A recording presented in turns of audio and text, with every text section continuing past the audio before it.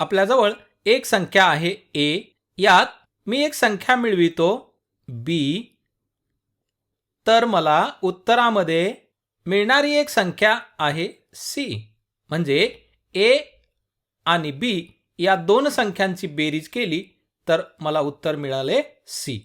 तर तुम्हाला मी आणखी एक महत्त्वाची गोष्ट सांगतो की ही ए संख्या आहे आणि ही दुसरी जी बी संख्या आहे, तर या दोन्ही संख्या या आहेत अपरिमेय आणि या दोन्ही संख्यांना आपण दोन पूर्णांकाच्या गुणोत्तरामध्ये लिहू शकत नाही. तर माझा तुम्हाला प्रश्न आहे की उत्तरामध्ये मिळणारी ही जी सी संख्या आहे, ही संख्या परिमेय असेल की अपरिमेय असेल? तर मला असं वाटतं की तुम्ही हा व्हिडिओ या ठिकाणी थांबवा आणि स्वतः विचार करा की जेव्हा आपण दोन अपरिमेय संख्यांची बेरीज करतो तेव्हा उत्तरात मिळणारी ही संख्या परिमेय असेल की अपरिमेय असेल? तर चला आता आपण मिळून सोडू. तर सुरुवातीला ही जी ए संख्या आहे त्याऐवजी मी एक अपरिमेय संख्या घेतो आणि ती अपरिमेय संख्या आपण घेऊ जी अतिशय प्रसिद्ध आहे ती म्हणजे पाय. पाय ही एक अपरिमेय संख्या आहे आणि या संख्येत आपण आणखी एक दुसरी संख्या मिळवू आणि ही दुसरी संख्या जी मिळवायची आहे ती सुद्धा असेल अपरिमेय संख्या. तर मी या ठिकाणी घेतो अपरिमेय संख्या दुसरी 1 वजा पाय. ही सुद्धा संख्या अपरिमेय आहे. तर आता याचं उत्तर काय मिळेल? बेरजेमध्ये काय मिळेल आपल्याला? तर हे पाय आणि पाय कॅन्सल होतील आणि उत्तरामध्ये आपल्याला मिळेल बरोबर 1. आणि 1 ही संख्या तर आहे परिमेय संख्या. इथं आपण दोन अपरिमेय संख्यांची बेरीज केली. उत्तरामध्ये मिळणारी संख्या 1 जी आहे ती आहे परिमेय संख्या. तर या 1 या संख्येला आपण दोन पूर्णांकाच्या गुणोत्तरामध्ये लिहू शकतो. चला आपण आणखी एक उदाहरण पाहू. तर मी इथं एक घेतो अपरिमेय संख्या वर्गमुळात 2, 2चे वर्गमूळ आणि या अपरिमेय संख्येमध्ये मी मिळवितो ती संख्या आहे समजा 1 वजा वर्गमुळात 2. जर आपण या दोन संख्यांची बेरीज केली तर हे वर्गमुळात 2 वजा वर्गमुळात 2 शून्य होतील आणि उत्तरामध्ये शिल्लक राहील 1. आणि 1 तर आहे परिमेय संख्या जी आपल्याला दोन पूर्णांकाच्या अंश आणि छेदाच्या रूपात लिहिता येते.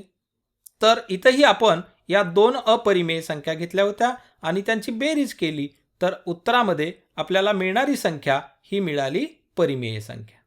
या दोन्ही उदाहरणामध्ये आपण पाहिलं की ज्यावेळी आपण दोन अपरिमेय संख्या घेतल्या आणि त्यांची बेरीज केली तर ही जी तिसरी मिळणारी संख्या आहे ती मिळालेली आहे परिमेय संख्या. पण थांबा, तर आपण आता असं करू की ही पहिली जी संख्या आहे ती मी घेतो पाय जी आहे अपरिमेय संख्या आणि या संख्येमध्ये मिळवू आपण आणखी एक अपरिमेय संख्या जी मी घेतो पुन्हा एकदा पाय. या आपण दोन्हीही अपरिमेय संख्या घेतल्या आणि आता यांची बेरीज केली तर बेरजेमध्ये मिळेल आपल्याला 1 पाय अधिक 1 पाय बरोबर 2 पाय आणि ही 2 पाय ही संख्या तर आहे अपरिमेय. इथं या दोन अपरिमेय संख्यांची आपण बेरीज केली तर आपल्याला उत्तरामध्ये मिळणारी जी संख्या आहे ती मिळाली अपरिमेय संख्या. तर आपण आता आणखी एक उदाहरण पाहू.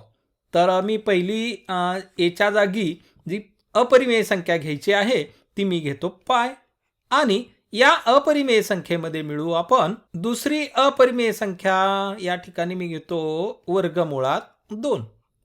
ही अपरिमेय आहे, ही अपरिमेय आहे आणि आपण यांची करू बेरीज. तर या दोन संख्यांच्या बेरजेमध्ये आपल्याला संख्या मिळेल पाय अधिक वर्गमुळात 2 बरोबर पाय अधिक वर्गमुळात 2 आणि ही संख्या सुद्धा आहे अपरिमेय. तर आता आपल्या लक्षात आलं की ज्यावेळी आपण दोन अपरिमेय संख्यांची बेरीज करतो तेव्हा उत्तरामध्ये मिळणारी जी संख्या असते तर ती कधी आपल्याला परिमेय मिळते तर कधी अपरिमेय मिळते. म्हणजेच परिमेय मिळेल किंवा अपरिमेय मिळेल. तर आता मला उत्सुकता लागली आहे की जर मी एक अपरिमेय संख्या आणि दुसरीही अपरिमेय संख्या घेऊन त्यांचा जर मी गुणाकार केला तर उत्तरामध्ये काय मिळेल. तर मला असं वाटतं की तुम्ही हा व्हिडिओ इथं थांबवा आणि पुन्हा एकदा उत्तरामध्ये मिळणारी संख्या ही परिमेय आहे की अपरिमेय आहे हे शोधण्याचा प्रयत्न करा. चला तर आता आपण मिळून सोडू. तर चला आपण पहिली अपरिमेय संख्या घेऊ a गुणिले दुसरी अपरिमेय संख्या आपण घेऊ b. तर या दोन अपरिमेय संख्यांच्या गुणाकारात आपल्याला तिसरी संख्या मिळेल c.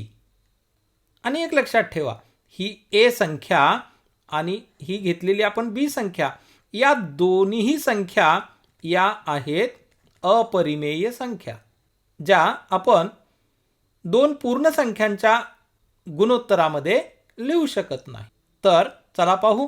पहिली अपरिमेय संख्या जी आहे ती मी घेतो या ठिकाणी 1/π गुणिले दुसरी अपरिमेय संख्या या ठिकाणी मी घेतो π. आणि या दोन अपरिमेय संख्यांचा गुणाकार केला तर आपल्याला गुणाकारात मिळेल 1. आणि 1 तर आहे परिमेय संख्या. आपण इथं दोन अपरिमेय संख्यांचा गुणाकार केला तर गुणाकारात मिळणारी संख्या ती मिळाली परिमेय. आता आपण दुसरं उदाहरण घेऊ. पहिली अपरिमेय संख्या मी घेतो वर्गमुळात 2, 2चे वर्गमूळ. आणि या अपरिमेय संख्येला आपण गुणूया दुसऱ्या अपरिमेय संख्येनं. आणि दुसरी अपरिमेय संख्या ही पुन्हा मी एकदा वर्गमुळात 2च घेतो. आता या दोन्ही संख्या अपरिमेय आहेत आणि या दोन अपरिमेय संख्यांचा गुणाकार केला तर उत्तरात आपल्याला मिळेल वर्गमुळात 2 गुणिले वर्गमुळात 2 वर्गमुळात 4 आणि वर्गमुळात 4 तर असणार आहे 2. म्हणून ही संख्या जी मिळाली आहे ती संख्या आपल्याला मिळाली आहे परिमेय संख्या. आता आपण थोडा बदल करू. इथं जी पहिली अपरिमेय संख्या घ्यायची आहे तर ती संख्या घेतो मी π. आणि या अपरिमेय संख्येला गुणूया आपण दुसऱ्या अपरिमेय संख्येनं आणि तीही संख्या मी घेतो π. आणि जर आता आपण यांचा गुणाकार केला तर उत्तरामध्ये मिळेल π गुणिले π बरोबर π वर्ग. आणि π वर्ग ही संख्या तर असेल अपरिमेय. इथं आपण दोन अपरिमेय संख्यांचा गुणाकार केला आणि उत्तरामध्ये मिळणारी संख्या ती आहे अपरिमेय. आता आपण एक शेवटचं उदाहरण पाहू.